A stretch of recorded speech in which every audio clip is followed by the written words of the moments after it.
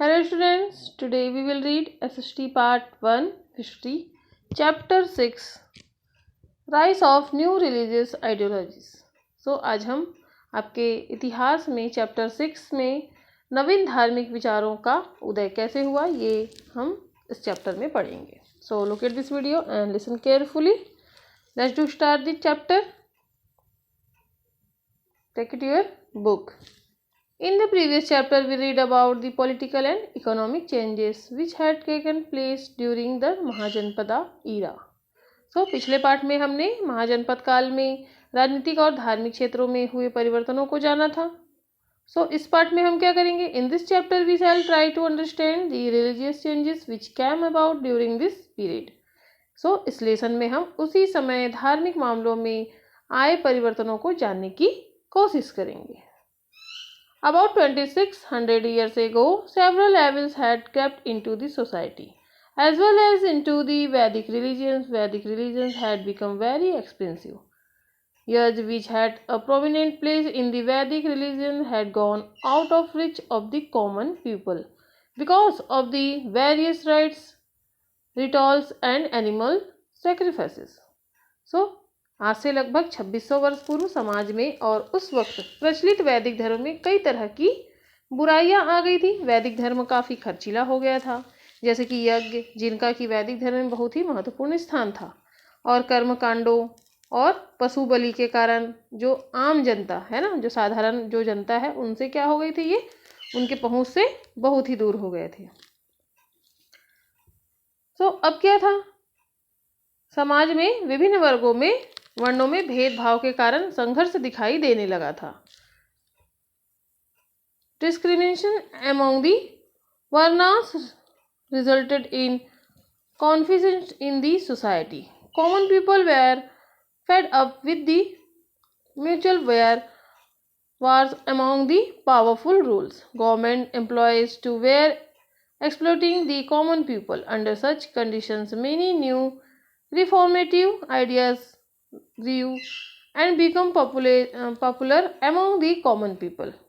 उस समय समाज में क्या थे, बहुत सारे जो विभिन्न वर्णों में भेदभाव होने लगे थे, और जो आम जनता शक्तिशाली राजाओं के आपसी युद्धों से क्या थे, परेशान थे. इसके अलावा राजकीय जो कर्मचारी भी जनता का शोषण कर रहे थे. ऐसे वातावरण में सुधारवादी विचारों की शुरुआत हुई और जनता ने उसका जो है खुशी से स्वागत किया. मीन्स ऐसे जो समय में क्या हुए थे, ऐसे ही न्यू थॉट्स जो है, उन विचारों का समाज में बहुत ही महत्व था, है ना, और उसी कारण ये जो है नवीन विचारों की उत्पत्ति हुई. सबसे पहले क्या था, the rites and rituals in Vedic religion made the common people ask several question like where does a man go after death, what is atma, soul, how can one attain moksha, salvation, etc. The ideas which emerged now were much similar. These ideas have been complied in the Upanishad.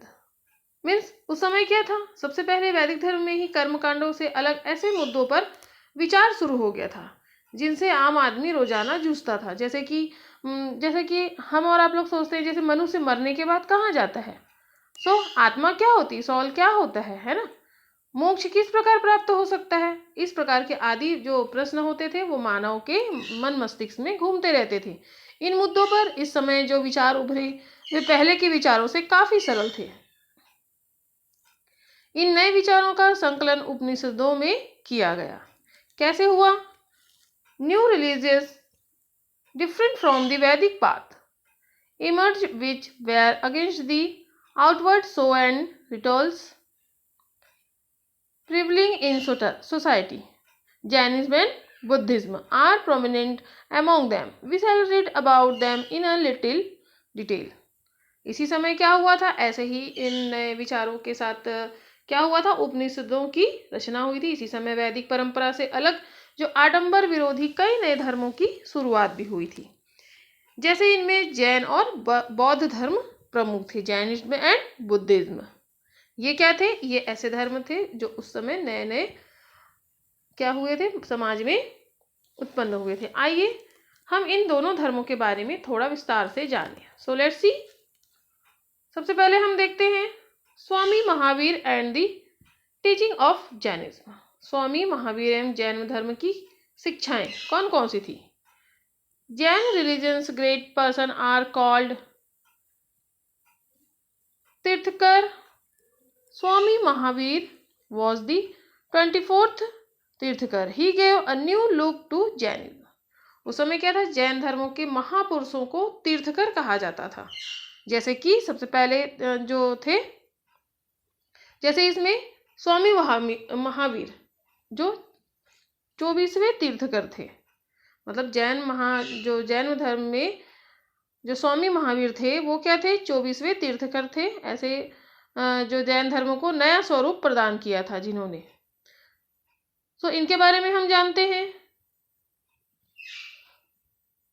Swami Mahavir was born near Vaishali in 540 BC. His father's name was Siddharth and mother's name was Trisla. As a child, he was called Vardhaman. At the age of 30 years,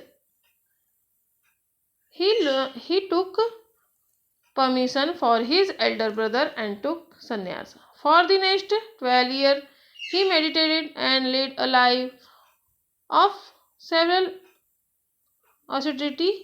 He finally attained Kaivalya, a perfect knowledge. Because of severe austerity, he was called Mahavir, and Jina because he had considered his sense organ. His followers were called Jains. He died at Pavapuri at the age of 72. जो स्वामी महावीर जो जैन धर्म में जितने भी मतलब जो ज्ञान जो ऐसे जो ज्ञान की बातें करते थे, है ना, और जो शिक्षा देते थे, वो ऐसे इन लोगों को क्या कहते थे? वहाँ पर तीर्थकर कहते थे। जो तीर्थकर में 24वें थे महावीर स्वामी, जिनका जन्म कहाँ हुआ था? 540 ईसा पूर्व में वैशाली के निकट हुआ था। इनके पिता का नाम सिद्धार्थ और माता का नाम त्रिशला देवी था। इनके बचपन का नाम क्या था? वर्धमान। और ये 30 वर्ष की उम्र में वर्धमान ने अपने बड़े भाई की क्या की था? परमिशन लेकर कहाँ चले गए थे? संन्यास धारण करने चले गए थे। और 12 वर्ष की कठोर तपस्या के बाद उन्हें कैवल्य अर्थात सच्चे ज्ञान की प्राप्ति हुई थी। कठोर तपस्या और सहनशीलता के कारण उन्हें क्या कहा जाता है? महावीर की उपाधि दी गई। उन्हें महावीर कहा गया। और इन इंद्रियों के विजेता होने के कारण उन्हें जीन भी कहा गया। और 72 वर्ष की आयु में पावापुरी नामक स्थान में इनका निर्वाण हुआ। मीन्स इनकी जो है मृत्यु हो गई। देन अब देखते हैं इन्होंने कौन कौन सी ऐसे शिक्षाएं दी थी। Teaching of the Jainism, Jain धर्म में कौन कौन सी जो है शिक्षा थी। जैन धर्म की शिक्षाएं।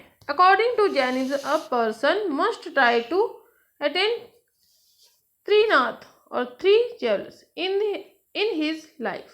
One can attain Trinath by Triratna by following Panch Mahavrat, that is 5 rules. By following these rules, a person can attain both knowledge and salvation. जो जैन धर्म के अनुसार क्या था? मनुष्य को अपने जीवन में त्रिरत्न यानी 3 रत्नों को प्राप्त करने की कोशिश करनी चाहिए। उनके अनुसार क्या था? उन्होंने क्या कहा था कि मनुष्य को अपने जीवन में 3 जो है रत्नों को प्राप्त करना चाहिए। जैसे ये त्रिरत्न क्या है? पंच महाव्रत यानी 5 व्रतों के पालन करने से ही प्राप्त हो सकता है।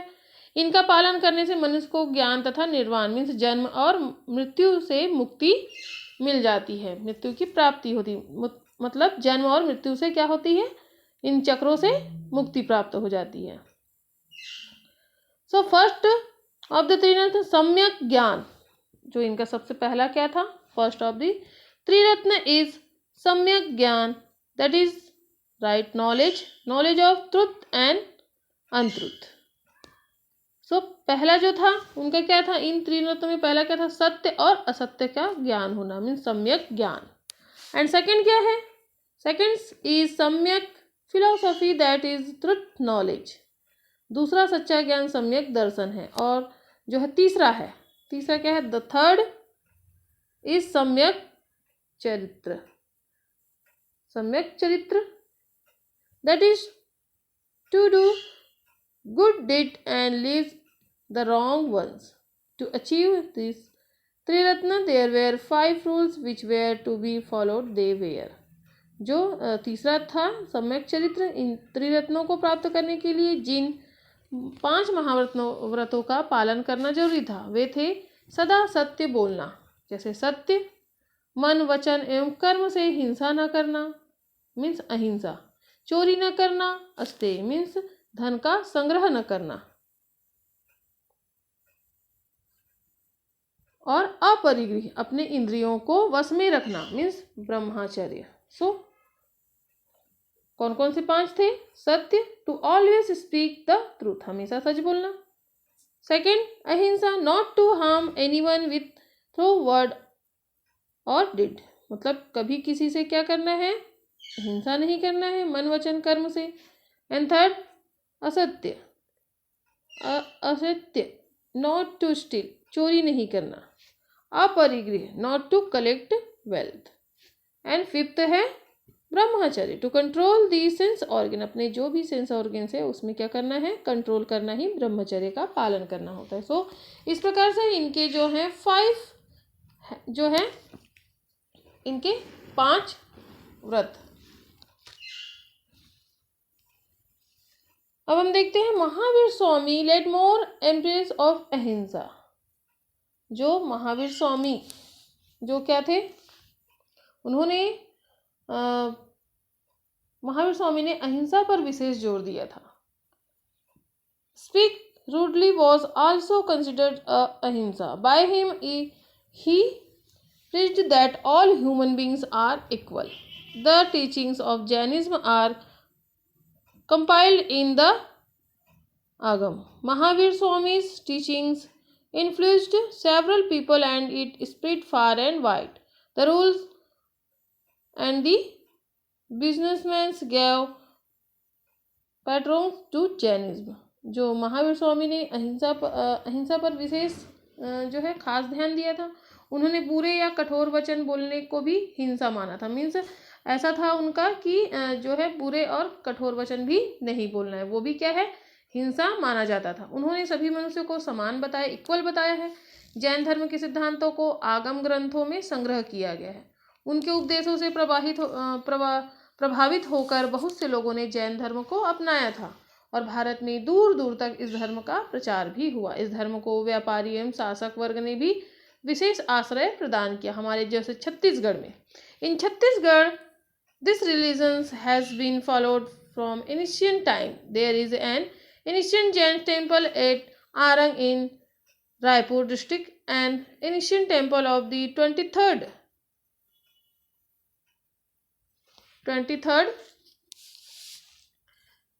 जैन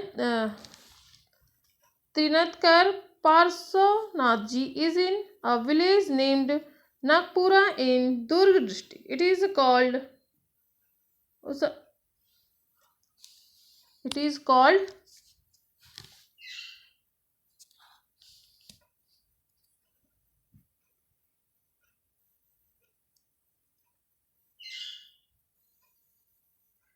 जो यहाँ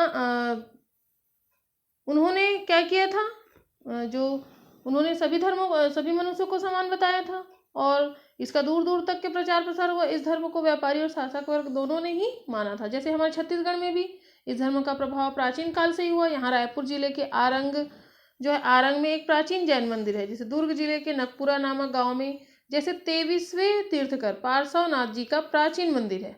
इसे उसंगर पार्श्वनाथ तीर्थ कहा जाता है। पूरे भारत में यहाँ श्रद्धालु दर्शन करने भी आते हैं। सो स्टूडेंट्स, ये थे महावीर स्वामी और महावीर स्वामी की शिक्षाएं। अब हम देखते हैं महात्मा गौतम बुद्ध एंड बुद्धिज्म। इनमें जो महात्मा गौतम बुद्ध एवं उनके बौद्ध धर्म के बारे में। The founder of Buddhism was Mahatma Gautam Buddha.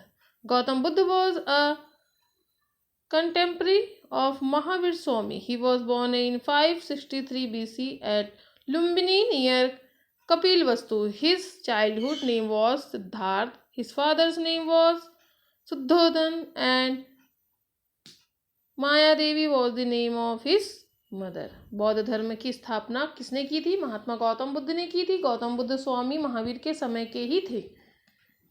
ये दोनों ही मतलब समकालीन थे। महात्मा बुद्ध का जन्म 563 ईसा पूर्व कपिलवस्तु के पास लुम्बिनी नामक स्थान पर हुआ था। इनके बचपन का नाम सिद्धार्थ था और गौतम बुद्ध के पिता का नाम क्या था? शुद्धोधन, और जो माता का नाम माया देवी था। According to a legend, one day when he came out of his place, first he saw a sick man, then an old man, lastly a dead man.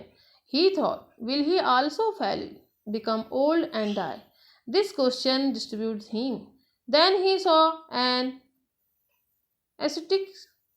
Thus, at the age of 29 years, he left his home and took sannyas.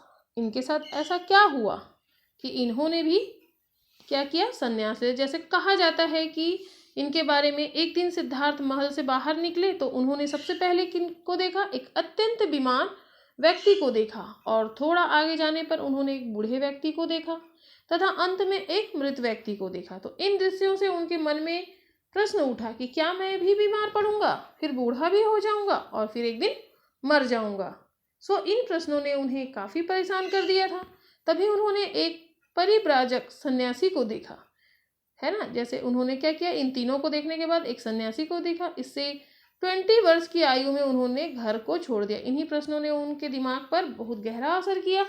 तभी उन्होंने क्या कहा कि मैं जन्म और मृत्यु के चक्कर से चक्र से छूटना चाहता हूँ। इसीलिए उन्होंने क्या किया? 29वें वर्ष की आयु में उन्होंने अपने घर त्याग दिया, छोड़ दिया और संन्यास ग्रहण कर लिया। After wandering of 6 years, they finally attained enlightenment under a peepal tree which is called Sambodhi. From then on, the peepal tree is also called Bodhi Vriksha. The place where Mahatma Gautam Buddha attained enlightenment is called Bodh Gaya. Buddha delivered his first sermon as Sarnath. He died at Kushinagar at the age of 80। जब उन्होंने 29वें वर्ष में अपना घर छोड़ दिया और संन्यास ग्रहण कर लिया तो सिद्धार्थ ने ज्ञान की खोज में कितने साल भटका? उन्होंने 6 वर्ष, 6 ईयर्स उन्होंने क्या किया? कठोर तपस्या की। फिर उसने क्या किया? उन्होंने कि एक पीपल के पेड़ के नीचे कठोर तपस्या की, जहाँ पर उन्होंने सत्य का ज्ञान प्राप्त किया। सत्य का ज्ञान हुआ जिसे संबोधि कहा जाता है, और उस पीपल के पेड़ को तभी से हम क्या कहते हैं? बोधि वृक्ष कहते हैं। महात्मा गौतम बुद्ध को जिस स्थान पर बोध या ज्ञान का प्राप्त हुआ था उसी स्थान को बोध गया के नाम से जाना जाता है। स्टूडेंट्स, महात्मा बुद्ध ने अपना पहला उपदेश कहाँ दिया था? सारनाथ में दिया था, और 80 वर्ष की आयु में कुशीनगर में क्या हुआ था? उन्हें निर्वाण प्राप्त हुआ था। मीन्स उन्होंने भी अपने जीवन का त्याग किया था। एंड अब देखते हैं हम, जैसे महावीर स्वामी ने जैन धर्म की शिक्षाएं दी, उसी प्रकार महात्मा गौतम बुद्ध ने क्या दिया था? बौद्ध धर्म की शिक्षाएं दी थी, teachings of Buddhism. Buddhism is based on 4 noble truth. They are: first, there is suffering in this world. Second, there is a cause for the suffering. Third, the cause is desire, and fourth, desire can be overcome by following the middle path. इन्होंने क्या किया? इन्होंने बौद्ध धर्म के अनुसार 4 प्रमुख सच्चाइयों, 4 आर्य सत्य को हमेशा याद रखना चाहिए, ऐसा कहा था, है ना। क्या क्या कहा था? ये है जैसे कि there is suffering in the world, ये है संसार में दुख है। दुख का प्रमुख कारण तृष्णा एक इच्छा है ना। तृष्णा क्या है? एक इच्छा है। ये है संसार में दुख है। दुख का दुख मतलब सत्य, दुख का सत्य। दुख का प्रमुख कारण तृष्णा होती है, मीन्स तीव्र इच्छा है। तृष्णा को त्याग कर दुख से छुटकारा पाया जा सकता है, ये उन्होंने कहा था। सही आचरण एवं सभी बातों में मध्यम मार्ग अपनाकर दुख पर विजय निर्वाण पाया जा सकता है, ऐसा उन्होंने कहा था। इनके आधार पर यह लगता है कि बुद्ध ने अपने अनुयायियों को बीच का रास्ता अपनाने को कहा था, अर्थात न अधिक तप करना चाहिए और न ही अधिक भोग विलास करना चाहिए, ऐसा उन्होंने कहा था। इन्होंने और क्या कहा था?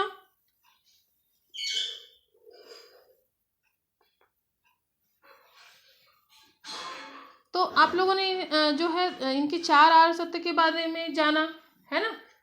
और बौद्ध धर्म के अनुसार मनुष्य स्वयं अपने भाग्य का निर्माता होता है, ऐसा उन्होंने कहा था। Buddha preached in the Pali, the common person's language, men and women, all castes were welcomed in the monasteries. Buddhism flourished not only in India but even in China, Japan, Korea, Tibet, Sri Lanka, etc., where even today there are several followers of this path. The teachings of Buddhism are compiled in 3 texts called Tripitaka. इन्होंने क्या किया था? जब इन्होंने 4 आर्य सत्य कहा था, संसार में दुख है ना, दुख का सत्य, दुख का प्रमुख कारण तृष्णा होती है। जब हम अगर अधिक तीव्र इच्छा करेंगे तो हमें बहुत दुख होगा, और तृष्णा को त्याग कर दुख से छुटकारा पाया जा सकता है।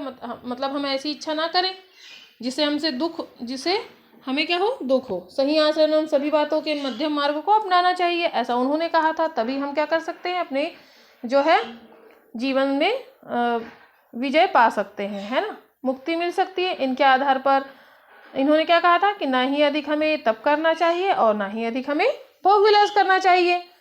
बौद्ध धर्म के अनुसार मनुष्य स्वयं अपने भाग्य का निर्माता होता है। बौद्ध धर्म ने जात पात, ऊंच नीच के भेदभाव तथा धार्मिक जटिलता को गलत बताया था। बुद्ध ने ईश्वर और आत्मा दोनों को नहीं माना था। बुद्ध ने अपने शिष्यों को यह भी कहा था कि उन्होंने किसी नए धर्म की स्थापना नहीं की थी, यह धर्म हमेशा से चला आ रहा धर्म ही है। बुद्ध ने अपने विचार लोगों को उनकी ही भाषा, प्राकृत भाषा में समझाया था। Buddha preached in the Pali, the common person's language. Men and women of all castes were welcomed in the monastery. Buddhism flourished not only in India but even in China. जैसे कि हमने आपको बताया कि कहाँ कहाँ पर हुआ था। इन्होंने, बुद्ध ने अपने विचार लोगों की उनकी ही भाषा, प्राकृत में, पाली भाषा में समझाया था। उन्होंने बौद्ध संघों की भी स्थापना की थी और जिसमें सभी जातियों के पुरुषों और महिलाओं को भी प्रवेश दिया था। बौद्ध धर्म अपनी सादगी और सरलता के कारण भारत में ही नहीं बल्कि विदेशों में भी लोकप्रिय हुआ था, जैसे कि चीन, जापान, कोरिया, तिब्बत, श्रीलंका आदि देशों में आज भी इस धर्म के अनुयायी पाए जाते हैं, है ना, देखे जाते हैं। बौद्ध धर्म की शिक्षाओं को 3 ग्रंथों में एकत्र किया था, जिन्हें क्या कहा जाता है, त्रिपिटक कहा जाता है। There was a time when Chhattisgarh was a big center of Buddhism. Huang Sang, the Chinese pilgrim who had visited India in the 7th century, has written that Sripur, the capital of Southern Kosal, was a big education center of Buddhism. There were several monasteries here where about 10,000 monks lived. This is confirmed as several statues of Buddha and remains of temple have been found in the excavation at Sripur. We have read about Jainism, Buddhism, Mahavir Swami and Mahatma Buddha. Besides these 2, there were several other religious thinkers too. Each one thought about non-violence, love, compassion, the equality of human beings. All religions teach us to do good and to keep away from evil. We must respect and honor all religions. जो हमारा छत्तीसगढ़ है उसमें भी किसी समय बौद्ध धर्म का एक बड़ा केंद्र था। जैसे 7वीं शताब्दी में, जैसे वहाँ पर कौन आया था, चीनी यात्री ह्वेनसांग ने अपनी यात्रा विवरण में लिखा था कि दक्षिण कौशल की राजधानी सिरपुर और बौद्ध शिक्षा का केंद्र था। हमारे छत्तीसगढ़ में भी, है ना, यहाँ सैकड़ों विहार थे तथा यहाँ लगभग 10,000 बौद्ध भिक्षुक निवास करते थे। सिरपुर में की गई सुंदर बौद्ध मूर्तियां एवं मंदिरों के आधार पर भी यह कहा जा सकता है कि यहाँ बौद्ध धर्म का महत्वपूर्ण केंद्र था। सो स्टूडेंट्स, आपने जैन धर्म और बौद्ध धर्म तथा महावीर स्वामी और महात्मा बुद्ध के संबंध में पढ़ा। हमने आपको इसकी जानकारी दी। इन दोनों के अतिरिक्त इस समय कई और धार्मिक विचारक भी हुए थे। सभी ने अहिंसा, प्रेम और करुणा की शिक्षा दी तथा समाज में ऊंच नीच भेदभाव को गलत बताया था। इससे हम समझ सकते हैं कि सभी धर्म मूलतः हमें बुराई से बचाते हैं। कोई सभी धर्म हो, हमें क्या करते हैं, अच्छाई की ही शिक्षा देते हैं। इसीलिए हमें सभी धर्मों के प्रति आदर एवं सम्मान की भावना रखनी चाहिए। So students,